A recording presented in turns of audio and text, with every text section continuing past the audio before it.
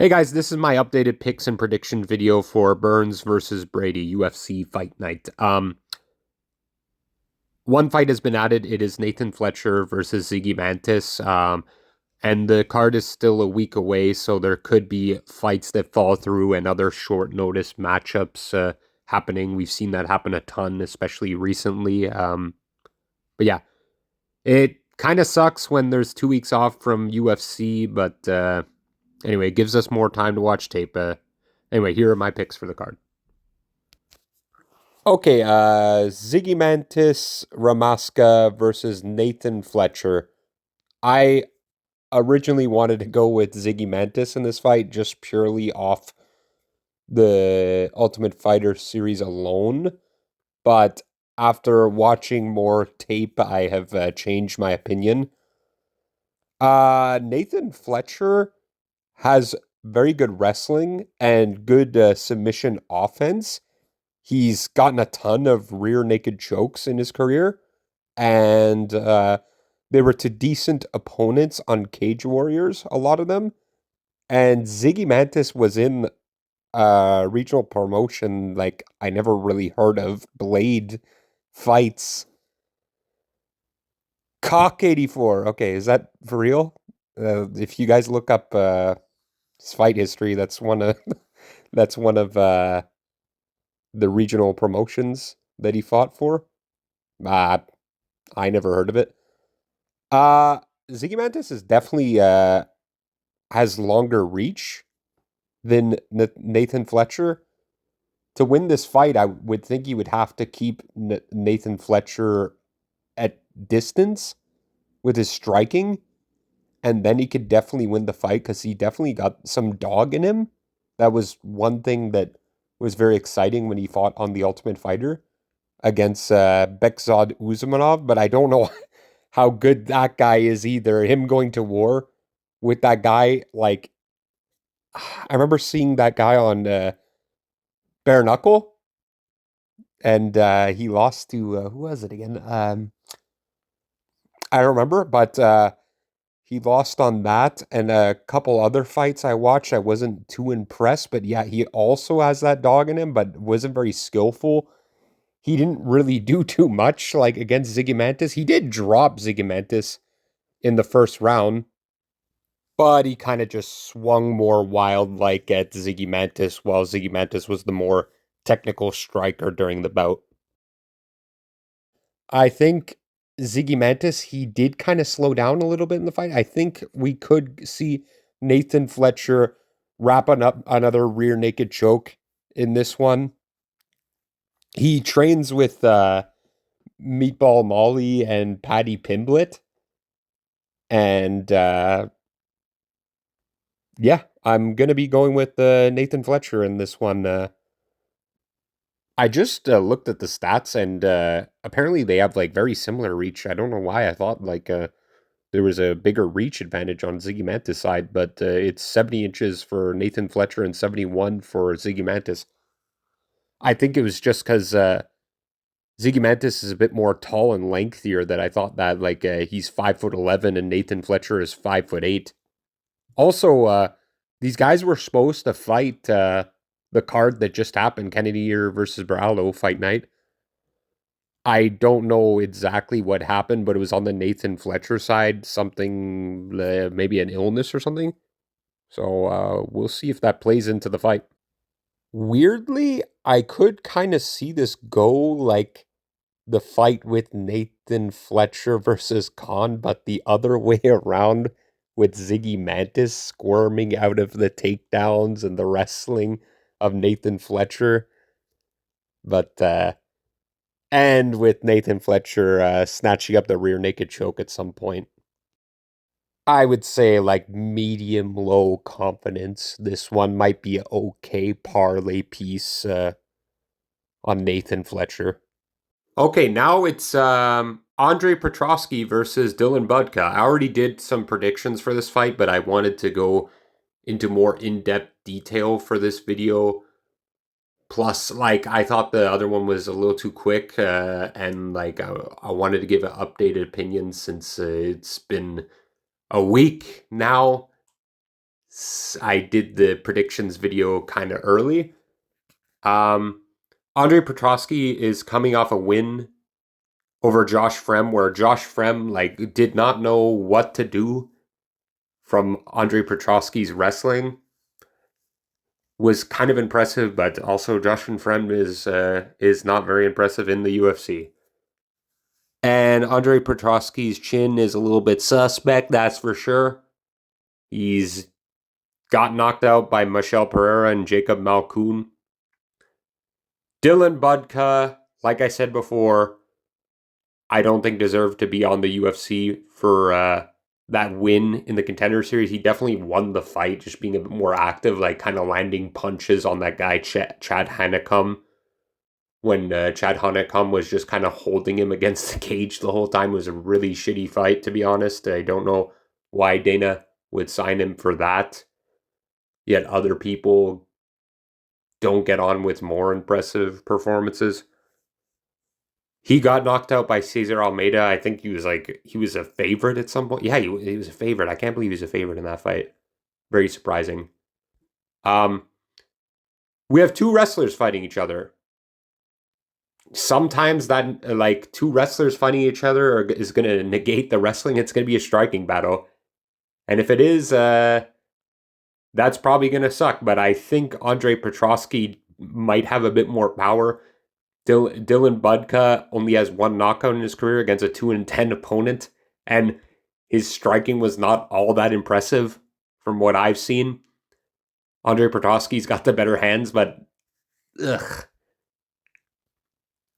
His wrestling is definitely superior to Dylan Budka's. I think I could see him just wrestle fuck him for 3 rounds. But we'll see. I'm not confident at all, but Andre Petrosky is the pick.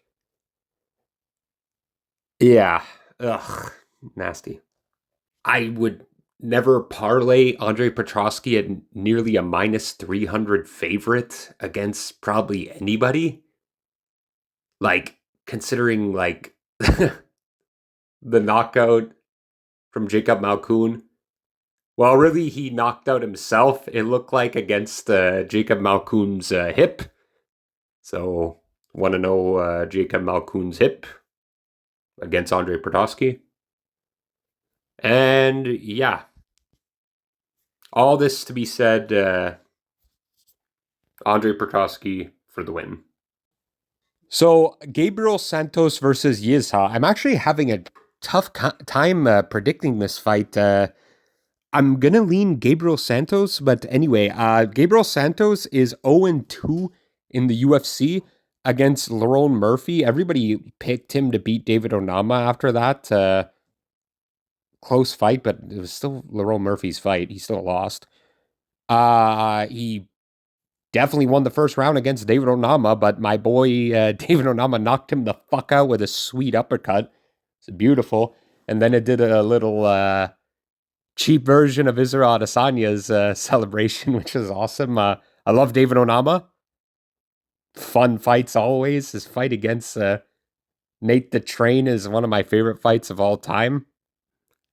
Man, I don't like to bet against like dogs like that, Nate the Train and David Onama, who are gonna at least fight for your money the whole time, you know? But anyway, Gabriel Santos, very quick fighter. I like his striking is very quick. Yizha, I've watched his last few fights in Road to the UFC. He caught two guys in an armbar. But he did put himself in a dangerous situation. He let the guy get on top of him, which he was susceptible to ground and pound right after. And but he did catch the armbar, so it didn't really matter. And Gabriel Santos has good submissions, but more rear naked chokes. I think like he could win this fight by ground and pound if he doesn't latch up the armbar, Yizha. He's got good submissions, a ton of them too. 14 wins by submission, which is pretty crazy. Tough fight to call for me. I'm going to be going Gabriel Santos by decision. He gets his first win. Again, I'm not super confident in this fight. Okay, now it is Andre Lima versus Felipe dos Santos. I've seen the odds now for this fight, and I'm going with the slight underdog, not super confident. Andre Lima, he was losing, in my opinion, to Igor Severino until Severino tried to sever his arm.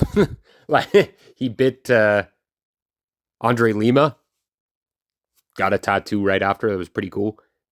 And then he went on to fight Mitch Raposo. Very low output in that fight. A little bit of leg kicks, a little bit of head strikes, but he didn't land too much. Mitch Raposo, like, is a wrestler, only decided to wrestle later on, and it didn't really work at that point. Didn't tucker out Andre Lima enough for the wrestling to be more effective. It was a walk in the park for Andre Lima. That fight was kind of lame. So, I don't know, like, not too impressed in his first few wins in the UFC so far. And on the Contender Series, he looked a bit better, bit more fun fight, that's for sure. And Felipe dos Santos, he had a great fight with Manel Cape on short notice as well. He lost that fight. Some people call robbery. I don't think so, to be honest. I feel like Manel Cape definitely won that fight for sure, but it was definitely a good showing on your UFC debut against a top level opponent, flyweight opponent. And then fought Victor Altamirano. I ooh, I think Victor might have won that fight. But I just think there's something I'm not seeing because like a lot of people think Andre Lima's super good. Now it's Rongzu versus Chris Padilla. I already gave my prediction for this fight, and like I was tempted to change my pick from Chris Padilla to Rongzu, but I'm not going to. I rewatched a lot of the tape with Rongzu and Chris Padilla. Chris Padilla, his takedowns are super nice, a very explosive fighter, and also when the people are getting up from taking down, like he lands some nice strikes on them. His fight with James Lawntop, he was very defensively sound, besides the leg kicks, which I do worry a little bit. But also, James Lawntop is not the striker that Rongzu is, I don't think. Rongzu has pretty crisp striking from the fights that I've watched. And I have noticed that Rongzu in his losses, he's susceptible to getting choked out. And Chris Padilla has got a great rear naked choke. He latched one up so quick on James Lawntop. Rongzu, if he utilizes leg kicks, I think it could be a problem for Chris Padilla in this fight. I'm going to call this more of a gut pick. I'll try not to do that too much, but I do see the path to victory for Chris Padilla, whether it's by submission and or KO. I'm not going to put money on it. Maybe a little something for fun, but that's about it for this fight. I wanted to go into more in-depth detail on this fight. Vanessa Demopoulos versus Jacqueline Amorim. I'm picking Vanessa Demopoulos to win by robbery again, but we'll see. Maybe like she's finally going to get what's coming to her this fight. Even though she's not a judge. The judges are giving her the fights. It has nothing to do with her. Like, So Vanessa Manipuladipolis, whoa, fuck sakes. Vanessa Demopoulos is coming is 35 years old, coming in on two wins, two robbery wins, I might add. She's 5'2", reach is 59.5, short arms, that's for sure. Um, and Jacqueline Amorim is 29 years old, 6 years younger. 5'3", 68-inch reach. So there is a nearly 10-inch reach advantage for Jacqueline Amorim in this fight. So Jacqueline Amorim has 3.33 strikes landed per minute and 1.85 strikes absorbed per minute. Vanessa Demopoulos has 3.98 strikes landed per minute and 5.69 strikes absorbed per minute. So Vanessa Demopoulos is definitely hit more hittable than Jacqueline Amorim. But Jacqueline Amorim's more of a jiu-jitsu fighter going in for takedowns and stuff, and she has a very nice arm bar. Great jiu-jitsu. If she can get this fight to the mat, I think Jacqueline Amorim could definitely has a chance to of submitting Vanessa Demopoulos. She's not finishing many women. She finished Silvana Gomez. That's about it in the UFC. The rest have all gone the distance. Jacqueline Amorim has two finishes in the UFC, one over Corey McKenna and that small girl, I forget her name. No, is it Montserrat Ruiz? I think was her name. I just have to double check again. Montserrat Ruiz. Yes, Montserrat Ruiz. That girl is tiny, and she also lost recently to that Eduardo Mora. But anyway, back to this fight. Jacqueline Amorim's first fight in the UFC was against Sam Hughes, which Sam Hughes is always capable of fraud checking women anytime, with just being super tough and like pressure fighter. And you could see Jacqueline Amorim in the first round of that fight. She was putting it on Sam Hughes, and after that, she gassed out the last two rounds, and Sam Hughes took over, completely dominated that fight, 29-28 decision. Um, Now for Vanessa Demopoulos, I watched her last fight again with Emily Ducote. It's definitely a clear robbery, but Vanessa Demopoulos was just kept going forward and getting into Emily Ducote's face, and she has like she just swings for the fences a little bit, like no technique involved, swings, kicks, and whatnot, and somehow that is how the judges scored her the fight. Coming forward, she landed some okay punches, but it seemed like Emily Ducote was better with the counter strikes during their fight. And before that, Vanessa Demopoulos fought Kanako Murata. She was getting taken down and held down for the whole fight, but was being very active off her back with her strikes throughout the entire fight. And I think that's why they gave her the win.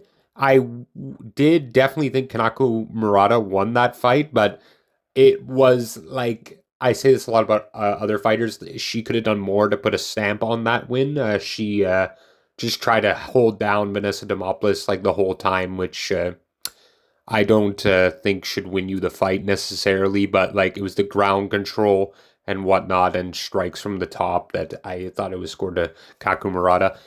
Anyway, so in until it's hard to pick against Vanessa Demopoulos when, like I said, she loses the fight and the judges still give it to her.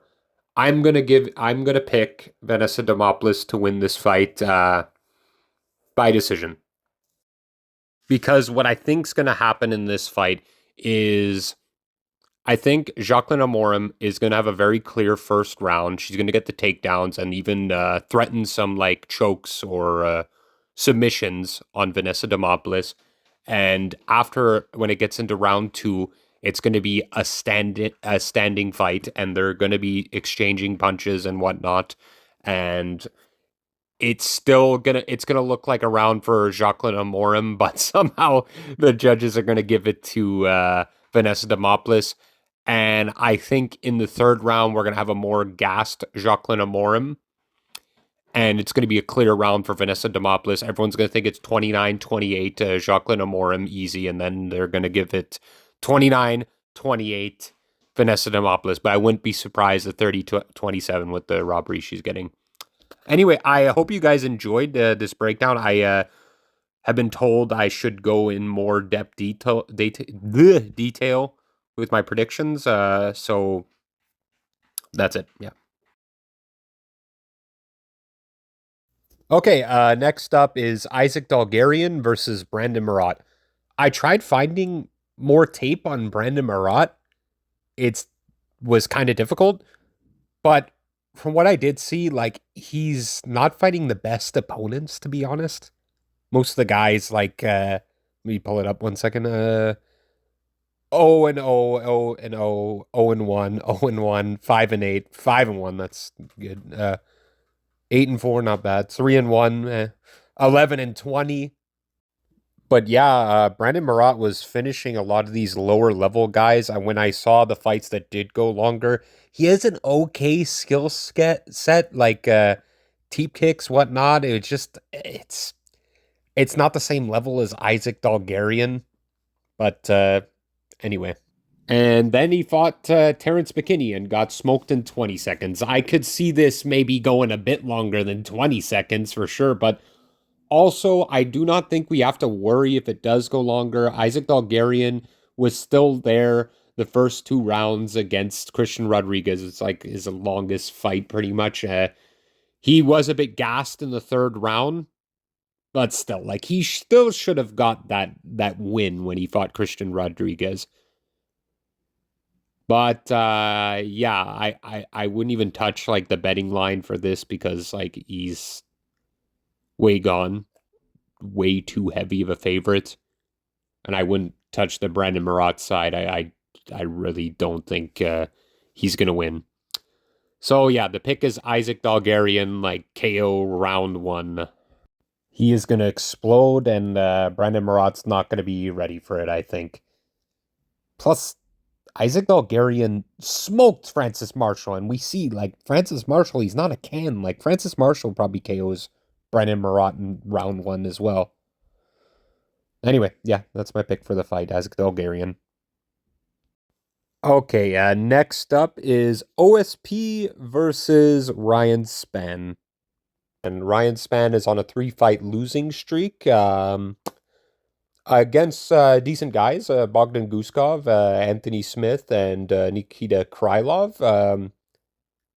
Slight robbery against Anthony Smith, but I do think Ryan Spann could have done a bit more to put a stamp on that win if he did get it. He had Anthony Smith hurt quite a few times during the fight, and he did not take full advantage of it. Um, those IQ moments worry me coming into this fight. I think OSP, though, is well past his prime, so it might not matter. He's 41 years old. He's had plenty of wars, a lot of great fights inside the UFC. But I think just at age, he's getting up there. And Ryan Spann does have some good hands and like good jujitsu. But I'm actually going to predict Ryan Spann to win this fight by knockout. I think OSP's chin is not all there anymore. But I wouldn't be surprised either. OSP getting another decision win like last time, but we'll have to see. But the pick is Ryan Spann. There's also been like a lot of times we see people go on skids and it's like hard to come back from it. Like OSP could definitely use his veteran savvy to get this win, but I'm still going to go with the Ryan Spann. Okay, next up is Trevor Peek versus Yanal Ashmuz. I really like Trevor Peek. He's super fun to watch every time. Not good technique, not good, like, pretty much anything. Just swangs and bangs, tries to knock a motherfucker out, which is, like, I'm all for. Don't cut this guy. It's fun to watch every fucking time. And Yano Ashmuz has a definitely more rounded skill set. He his last fight against Chris Duncan, he like broke his hand, so he couldn't really do what he wanted to do in that fight. Before that, knocked out Sam Patterson in the first round very impressively. He was the underdog in that fight. And I've seen a couple more of his fights. Like, definitely, he's got skills compared to Trevor Peek. I'm definitely rooting for Trevor Peek. I wouldn't mind seeing him win. I might do like something with him, but like just like off like tape and everything alone, I'm gonna go with Yanal Ashmuz to get this done, probably by decision, because Trevor Peek is like insanely durable. He's been hit by some like big shots before. They did not deter him. He will keep coming forward the whole time. Yeah, like Trevor Peek, like his path to victory, I think is just he gets lucky and knocks fucking Yanal Ashmuz out. Because we see like when he like fights go a little longer, like his fight against what's his name, Muhammad Yahya. Fuck that guy. That guy sucks. Muhammad Yahya. I don't know how like that matchup got made. Like it was terrible. He like it was getting wrestle fucked by Trevor Peek. So Trevor Peek's not like a wrestler. He's a striker, whatever the fuck, redneck style going in. So yeah, no Ash moves, but I hope Trevor Peek wins. To be honest, I'd rather see that. Keep this guy around. Okay, next up is Matt Schnell versus Alejandro Costa. Okay, Matt Schnell, we all know like his chin is like not there, and like as a flyweight too, he's getting chin left, right, and center. But like to his credit, this guy is never in a boring fight. He doesn't try to go for a boring fight. He tries to go for a finish the whole time. He does have like good hands, and like he's made some nice comebacks too, like in his fights. Like he's got the finish. Alessandro Costa, from what I seen, his fight with Amir Albazi, he was okay against Amir Albazi till he got finished. And then he finished some lower level guys like the Brick, Jimmy Flick. What was the other guy's name? Anyway, yeah, he has a good skill set. He beat Kevin Borjas and lost to my boy Steve Erceg. I have not abandoned the Steve Erceg train. Like I really like that guy's fights. My favorite fighter that works at Best Buy and slash Foot Locker. Anyway, he has a pretty good skill set, Alessandro Costa. He's quite gritty. He's got good kicks, good strikes, hooks, whatnot. He's finishing off guys with ground and pound. Look, I don't think it's going to be ground. Well, he's going to end it with ground and pound, but he's going to catch him just like Steve Erceg caught Matt Schnell. I think it's going to look something like that, finished off with ground and pound, another ground and pound stoppage for Alessandro Costa. Matt Schnell's like path to victory, I think, like by submission during the ground and pound. Like I've seen him do that a few times. I think it could happen again, but the pick is Alessandro Costa. Now it's Steve Garcia versus Kyle Nelson, another Canadian fighter. Um, Look, Kyle Nelson is very confident lately. He's been on like quite a good win streak because he wasn't doing too well in the UFC before. It all started with a draw to Do Ho Choi, and then he started winning. He won in Canada. That was pretty cool to see on the Canadian card, the one that every single Canadian won. I'm from Canada. It was fun to watch. Except the next Canadian card, every fucking Canadian male lost. Besides the females, Jasmine Jasdavicius and Jillian Robertson. Anyway, back to this fight. So yes, he's very confident coming into this fight. But I think Steve Garcia is going to wipe that confidence away when he knocks him the fuck out. Look, Kyle Nelson will fight more technical, but Steve Garcia is going to be he's going to be striking like he keeps throwing, throws fucking hard, hits like a fucking truck, and he's going to put Kyle Nelson away. Is what I think. Don't have much to say about it because that's just how Steve Garcia fights. He's just coming forward and swinging.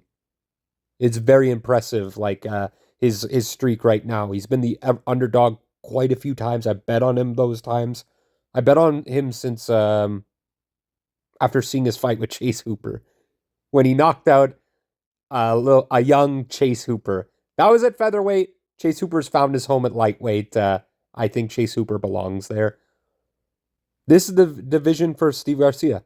And yeah, look, I'm going to say like medium level confidence, a little bit afraid of like Kyle Nelson. Like he has shown a good skill set the last few fights.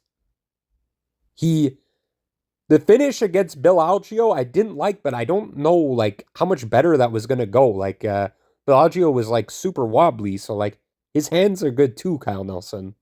So either way, like whoever wins this fight is going somewhere. I think like definitely a top 15 fighter for either one of them next. I'm surprised Steve Garcia is not already in the top 15 with his streak. Anyway, Steve Garcia is the pick.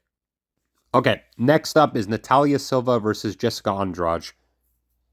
I'll start off with saying that Jessica Andrade is not a bad underdog pick if some of you want to try your luck with her, but I'm going to be going with Natalia Silva. I think her little win streak and everything, she has very good strikes, like for female MMA. But Jessica Andrade does too, of course. She has got power in her hands, capable of like KOing women. Same with Natalia Silva, but she's just a more young and upcoming fighter. Jessica Andrade has had a lot of wars. Her durability is in question. I'm actually like, I don't like to do this for women's fights, but I think like Natalia Silva could knock out Jessica Andrade. Yeah, but we've seen a ton of like women fighters. They're on their way up, and then just when they get up there, they fail the test, and everyone after that they're like, oh no, they're trash, whatever. Fucking Erin Blanchfield burned me, kind of. I thought Erin Blanchfield was like super good. Then she when she fought Manon Fiorot, the striking was just awful. Like, but Erin Blanchfield still like can get up there. She can just work on her skills a bit more, and she could maybe still be champion. But I'm talking about that fight for too long. So yeah, Natalia Silva. I'm actually gonna put low level confidence, even lower on the KO. But yeah, Natalia Silva's the pick. Okay, now for the main event. It's Gilbert Burns versus Sean Brady. I'll start off again with saying that Gilbert Burns is not a bad underdog to pick, but I'm going to be going Sean Brady. Look, Gilbert Burns has the way better boxing than Sean Brady, that's for sure. Doesn't have good as takedown defense. Takedown defense is on the Sean Brady side. I think like Sean Brady could take him down and kind of bully him. The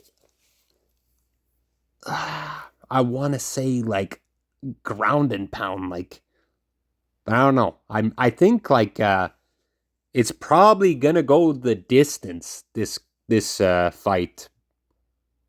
Gilbert Burns have showed a little bit that the durability is not as good as it used to be. He broke his arm against Bilal and got knocked out by Jack Della Maddalena. He was winning that fight until the end.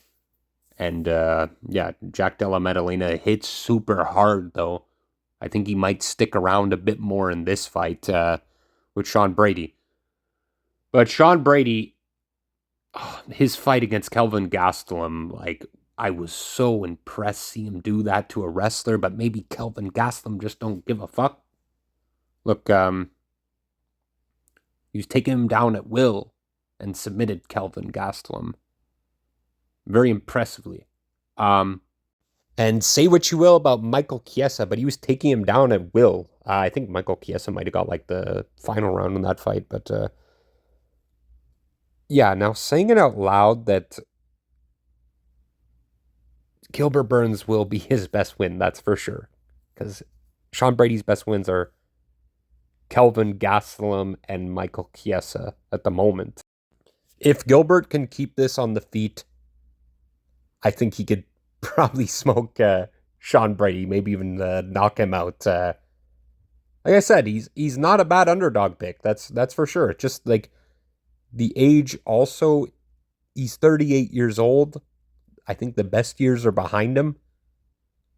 I will be rooting for Gilbert Burns, but Sean Brady is the pick. Anyway, I am really excited for this card. I hope you guys enjoyed this video.